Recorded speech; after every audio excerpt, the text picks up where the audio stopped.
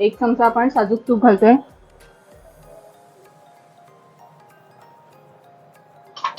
आता मी हे डाळ, तांदूळ म्हणजे भात, बटाटे आणि चवळीची भाजी आपण करणार आहोत. तर मी कुकरमध्ये शिजवून घेतलेले आहे आधीच. आपण राई जिऱ्याची फोडणी घालतोय याला. बारीक हिरवी मिरची कापलेली आहे.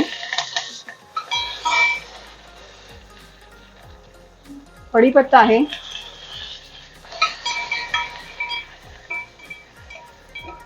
आणि त्यात आपण आता ही शिजवलेली डाळ घालणार आहोत.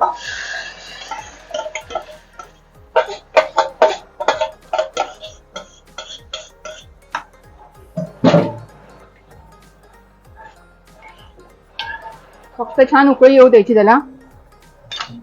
आपण यात बारीक चिरलेली कोथिंबीर घालूया.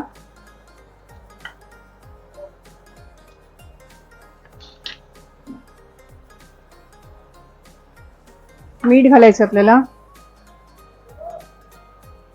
1 चमचा आपण मीठ घालतोय. आणि कोकणातली असल्यामुळे अर्थातच ओल्या खोबऱ्याचा वापर करायचा आहे आपल्या आवडीनुसार.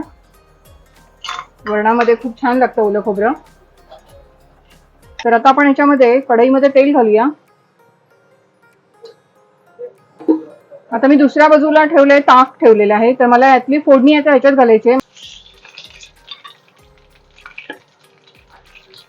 हिरव्या मिरच्या आहेत, कढीपत्ता आहे.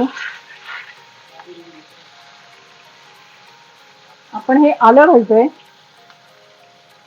1 चमचा किसलेला आलं आहे. 1/2 चमचा आपण हळद घालूया. लहान मोठ्यांची सगळ्यांची अगदी आवडीची भाजी. आपण भाजी चवीनुसार मीठ घालूया. 1-1.5 चमचा मीठ घालते. तसंच इथे ताक आणि एक वाफ आली आपली भाजी काढून घेऊ. यातच आपण आता चवळीची भाजी घालणार आहोत.